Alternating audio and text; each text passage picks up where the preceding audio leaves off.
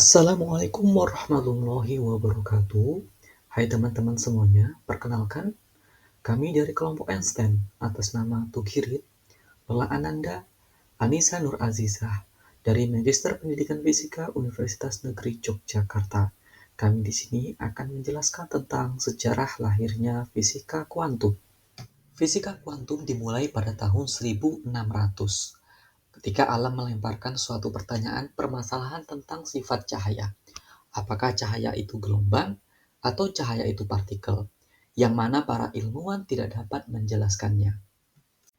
Kemudian para ilmuwan berlomba-lomba untuk menyelesaikan masalah ini, dan sampai akhirnya terjadi suatu perdebatan yang terekam dalam sejarah terkait masalah ini, yaitu perdebatan antara Newton dan Huygens. Semua bermula saat terjadi wabah terbesar di London pada tahun 1666. Pada saat itu, Newton menuliskan dalam bukunya yang berjudul Optics bahwa cahaya terdiri dari partikel-partikel kecil. Namun Huygens, seorang matematikawan dan fisikawan Belanda, juga mengeluarkan hasil penelitian yang berbeda dengan Newton, di mana Huygens mengatakan bahwa cahaya terdiri dari gelombang-gelombang.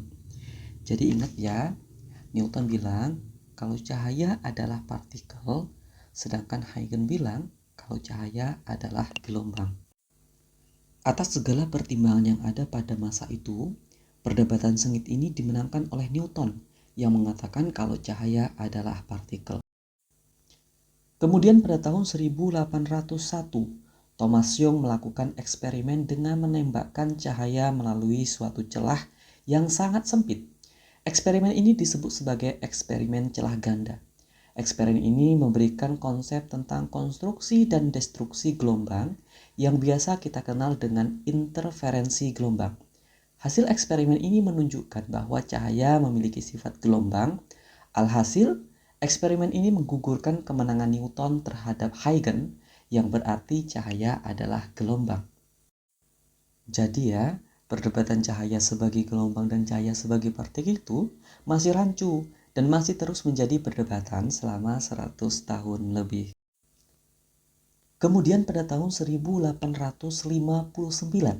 seorang fisikawan Jerman, Gustav Robert Kirchhoff, yang tentunya paling kenal dengan fenomena arus pada rangkaian tertutup. Kirchhoff tertarik untuk menyelidiki fenomena radiasi yang berasal dari temperatur suhu benda yang kemudian dikenal dengan istilah benda hitam. Benda hitam adalah suatu objek yang menyerap seluruh radiasi gelombang elektromagnetik yang mengenainya. Kirchhoff mengatakan bahwa pada keseimbangan termal, daya radiasinya tergantung pada frekuensi cahaya yang mengenainya dan tidak bergantung pada sifat fisis dan kimiawi dari benda hitam tersebut. Nah, intinya adalah semua benda pada suhu yang sama memancarkan radiasi dengan distribusi spektrum yang sama. Nah, pernyataan ini kemudian dikenal dengan hukum radiasi termal Kirchhoff.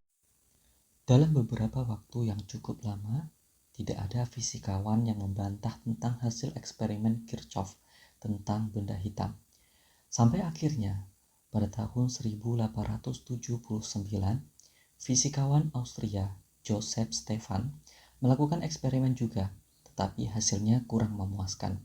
Sampai akhirnya murid dari Stefan, yaitu Ludwig Boltzmann, turun tangan untuk melanjutkan eksperimennya yang kemudian muncullah persamaan yang dikenal dengan Stefan Boltzmann, dengan E adalah koefisien emisivitas dan bernilai 1 untuk benda hitam yang sempurna. Jadi, hasil dari penelitian ini memberikan hasil kuantitatif yang lebih spesifik terkait hubungan energi total radiasi dengan suatu benda, memperkenalkan faktor suhu pangkat 4, dan menyatakan kalau radiasi benda hitam ini dapat dijelaskan dengan distribusi energi partikel dan hasilnya sesuai dengan fisika klasik, kalau energi dianggap bersifat kontinu. Tidak berhenti sampai di sini, Boltzmann tertarik dengan dunia mikroskopik, yaitu gerak acak dari partikel-partikel gas. Banyak fisikawan juga yang ikut terlibat dalam pembuatan model-model matematis terkait gerakan partikel yang sangat acak, yaitu dengan statistik. Boltzmann yang dibantu oleh Maxwell menggunakan konsep probabilitas dalam statistika dengan sebutan distribusi Boltzmann-Maxwell. Nah, ada yang berbeda. Kalau pandangan sebelumnya, energi itu bersifat kontinu. Namun, berdasarkan distribusi Boltzmann-Maxwell, energi dari suatu atom bersifat diskrit. Kemudian pada tahun 1887, fisikawan Jerman Heinrich Rudolf Hertz melakukan eksperimen dengan menembakkan sinar ultraviolet ke permukaan berbagai jenis logam. Hasil yang didapat dalam eksperimen ini adalah berapapun intensitas gelombang cahaya yang diberikan kepada logam tersebut, selama frekuensi lebih kecil dari frekuensi ambang logam yang ditembakkan, maka tidak ada elektron yang diemisikan. Jadi kebalikan dari pandangan di fisika klasik yang menyatakan kalau semakin besar intensitas gelombang, maka semakin besar juga elektron yang diemisikan. Nah, eksperimen ini disebut sebagai efek fotolistrik. Pertanyaan yang besar ini tidak mampu dijawab oleh Hertz sendiri dan fisikawan-fisikawan lainnya pada tahun itu. Beberapa tahun setelahnya, Balmer melakukan eksperimen yang mirip dengan Hertz, tetapi dengan menembakkan atom hidrogen yang sudah dipanaskan. Nah, hasilnya menunjukkan bahwa atom hidrogen memiliki 4 panjang gelombang dari cahaya tampak, yaitu panjang gelombang 410 nanometer, 434 nanometer, 486 nanometer, dan 656 nanometer. Hal ini semakin menunjukkan bahwa atom hidrogen ini mempunyai tingkatan energi yang berbeda-beda, yang berarti kemungkinan energi bersifat diskrit, bukan bersifat kontinu, sama seperti yang dikatakan Boltzmann di dalam penelitian. Kemudian pada tahun 1896, Wien melakukan eksperimen dan mendapatkan kurva radiasi dari berbagai panjang gelombang yang bentuknya mirip dengan kurva yang dibuat oleh Boltzmann-Maxwell melalui statistik distribusi kecepatan Boltzmann-Maxwell. Nah, anehnya, Boltzmann-Maxwell ini kan menggunakan partikel dalam eksperimennya, tetapi Wien menggunakan gelombang elektromagnetik. Tetapi hasil yang didapatkan kurvanya itu sama. Setahun kemudian, Friedrich Paschen melakukan eksperimen yang sama seperti Wien, tetapi menggunakan inframerah dengan panjang gelombang 4 mikrometer. Hasilnya menunjukkan bahwa titik-titik data eksperimennya sesuai dengan kurva Wien. Pada akhir abad ke-19, dunia fisika tampaknya telah menemukan semua jawabannya.